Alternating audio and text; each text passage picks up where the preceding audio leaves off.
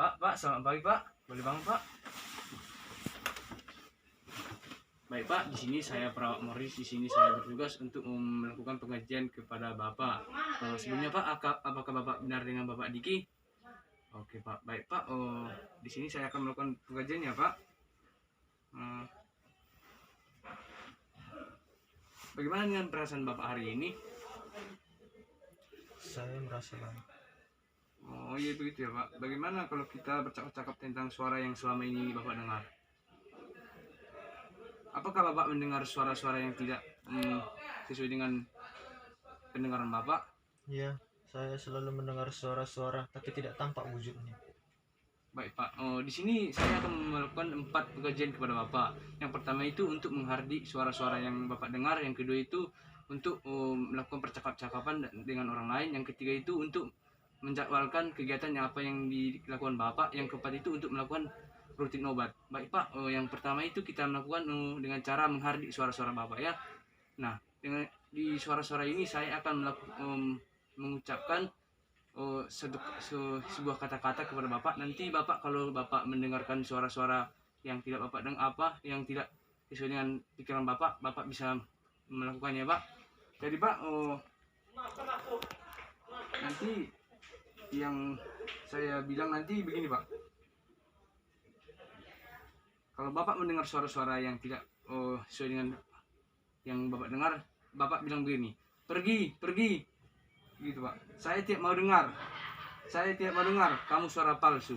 Begini Pak, pergi, pergi, saya tidak mau dengar, kamu suara palsu. Boleh bilang Pak?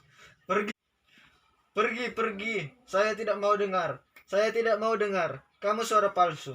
Nah, begitu Pak. Jadi bagaimana Pak perasaan Bapak setelah mengucapkan kata-kata itu? Saya merasa lebih baik. Baik Pak, untuk lain kali Pak, kalau Bapak mendengar suara-suara seperti itu, boleh bisa diucapkan seperti itu ya Pak. Baik Pak, untuk lain kali saya datang lagi ke sini ya Pak. Boleh Bapak istirahat lagi ya Pak. Permisi ya Pak.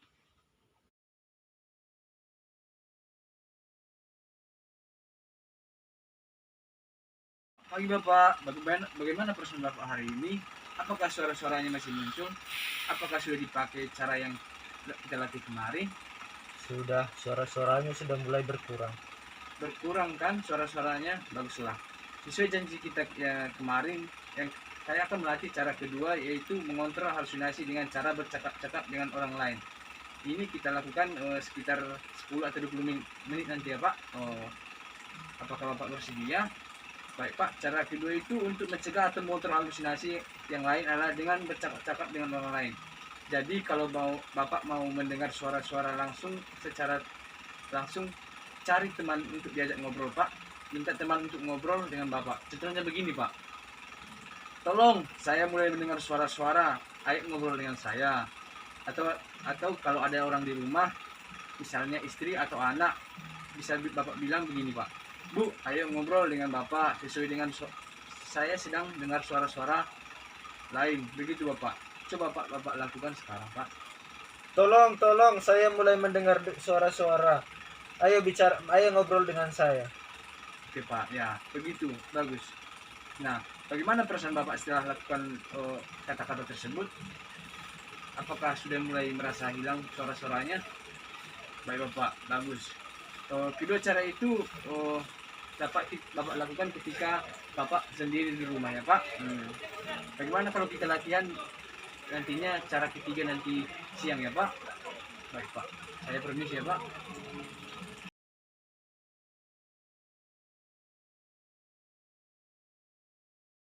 Baik Bapak, bagaimana perasaan Bapak hari ini?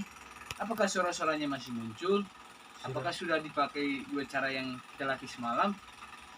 Oh sudah Pak, sesuai janji kita semalam Bapak, hari ini kita akan belajar cara yang ketiga itu untuk mencegah halusinasi, yaitu dengan melakukan kegiatan yang terjadwal. Nah, mungkin waktu yang kita butuhkan itu nanti sekitar 30 menit atau 40 menit ya Pak.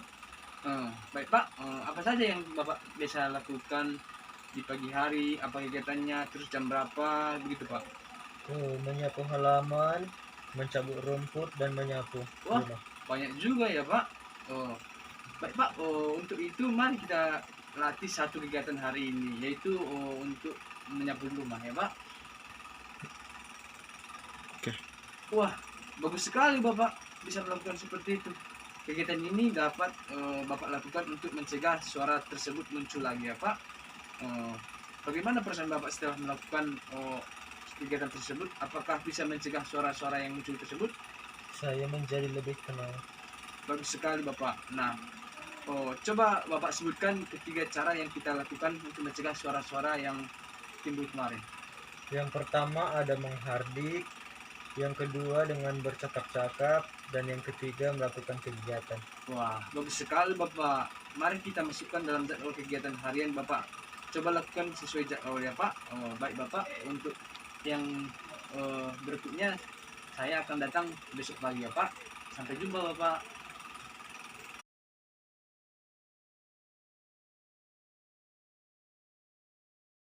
Selamat pagi Bapak. Bagaimana perasaan Bapak hari ini? Apakah suara-suaranya masih muncul? Apakah sudah dipakai 3 cara sebelumnya? Oke Pak. Apakah Pak pagi ini sudah minum obat? Baik, hari ini kita akan mendiskusikan tentang obat-obatan yang Bapak minum terlebih dahulu. Kita akan mendiskusikan ini selama 10 menit sambil menunggu makan siang Bapak ya Pak. Bapak, saya mau bertanya, apakah ada bedanya setelah minum obat secara teratur? Apakah suara-suaranya bisa berkurang atau hilang? Iya. Oke Pak, minum obat yang sangat penting supaya suara-suaranya Bapak tidak dengar dan mengganggu selama ini, tidak muncul lagi. Berapa macam obat yang Bapak minum? Ada sekitar satu macam. Oh, jadi obatnya seperti ini ya Pak. Baik Pak, fungsinya ini Bapak untuk mencegah suara-suara yang Bapak dengar itu tidak kembali lagi. Nah, Bapak minum obatnya ini secara teratur ya Pak. Baik Pak, bagaimana perasaan Bapak setelah kita bercakap-cakap tentang obat ini? Apakah Bapak sudah mengerti? Saya semakin mengerti. Baik Pak, kebetulan makan siang kita sudah datang. Jadi Bapak, nanti saya lanjutkan lagi percakapan kita ya Pak. Bapak makan siang terlebih dahulu ya Pak. Baik Bapak, saya permisi ya Pak. Terima kasih.